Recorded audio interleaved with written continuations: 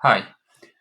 We just left on abstract class. Last time we seen polymorphism and before that inheritance in Java. This is very quick overview, so it is not, don't expect to be so much details.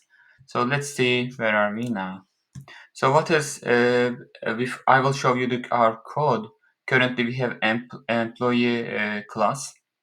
When we would like to extract a person class and put the common things over the person because we have student class also. So when let's go over this one. Every details are important. As you move up to the inheritance hierarchy, class become more general and probably more abstract. Consider, for example, an extension of an our employee class hierarchy. An employee is a person, and so is student. Let us extend our class hierarchy to include classes person and a student. So let's look at our current code. We have currently employee, which is the base class of manager. Class manager is an employee. Employee has common things like every employee has name, salary, and hire day, but manager has bonus on top of their regular salary. That's why the get salary function is overridden by the manager class to add bonus on top of this base salary they have. So in order to access the salary, this is private. You cannot access even though you are extending from it, but this is private, so it's not accessible. We use super keyword to access the get salary in the base class. And that is current design. So we would like to extend, we would like to create a student also class, and student class and employee has one common thing, which is name. So we don't want to repeat this name. You may say this is so simple, why we are not repeating? This is simple because to understand us for educational purposes, but there could be so much things common. And we would like to create a person class, as in this case, person is the base class, could be. But later on we will see that actually there is no person which is not employee or student. So we will make this class abstract. So there is no real person, either a person is employee or a student. So we will see that one. So there are some attributes that make sense for every person, such as name. We talk about this. You can move name to person class. Now let's set another method, get description, whose purpose is to return a brief description of a person, such as, look at this one. If it is an employee, it will say employee with a salary of this. But if it's a student majoring in computer science, so this get description we cannot generalize and put into the person class. So this get description will be an abstract function. So we will force every derived class must implement this get description. We will see that one. So where to implement this method? It's easy to implement this method for the employee and student, of course. But what information can you provide in a person class?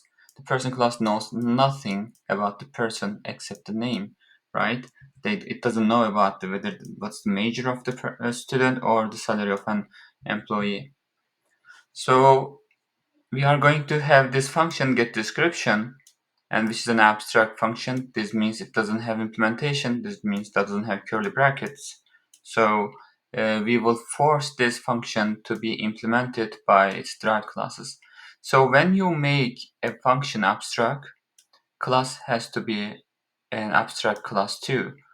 You cannot create an instance of this one because it says I have this function but no implementation. So either you will implement this or you also stay as an abstract. So of course, you could implement this into person, in person class and return an empty string, but doesn't make sense because it's like a lie. You are doing something, right? It's just better way to be always honest in the code. So you say, I have this, I don't have implementation, but who extends from me? All the child will have a person class. I'm sorry, get description function.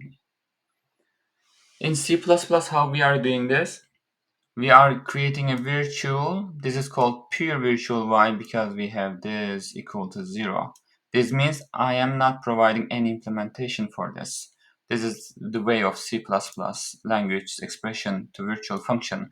And this class becomes a virtual abstract class, but C++ is not that much verbose. It is a little bit hidden, so there is no special keyword to denote the class abstract.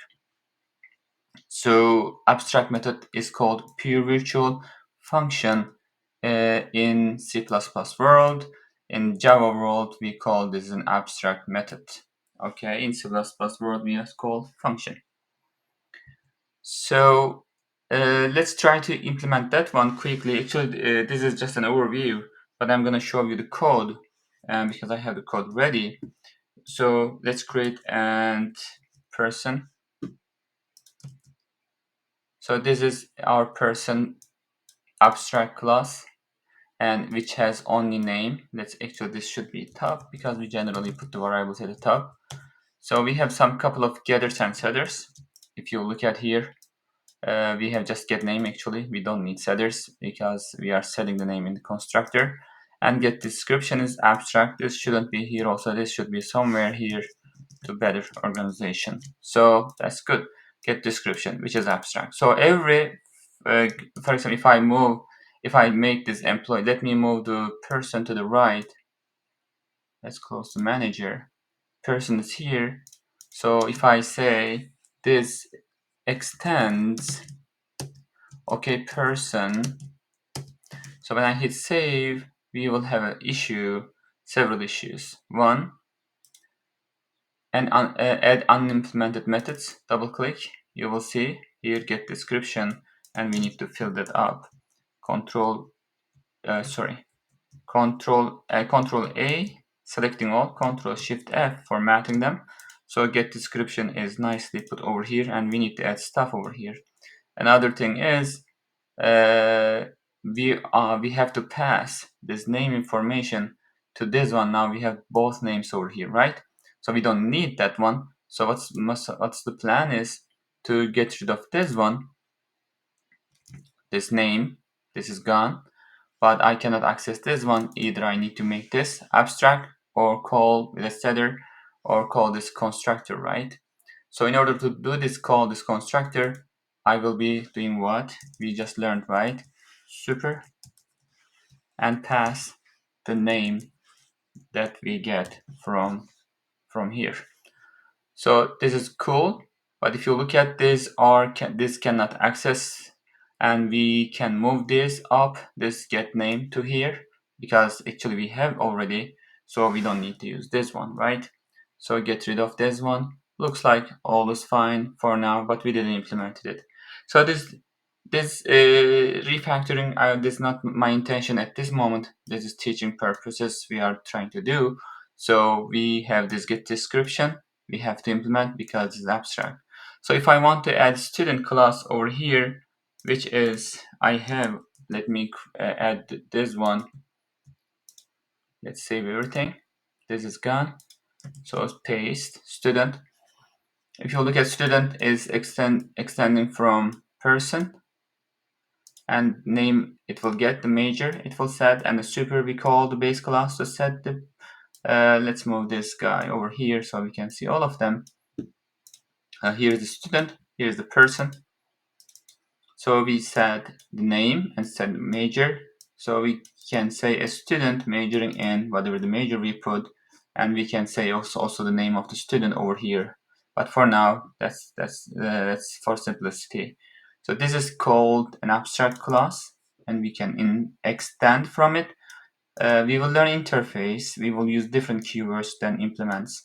You can have only one base class, regardless it's abstract or not. That's all for this one. I will move to the next thing is interface, and I will make that in as a next video. Thank you.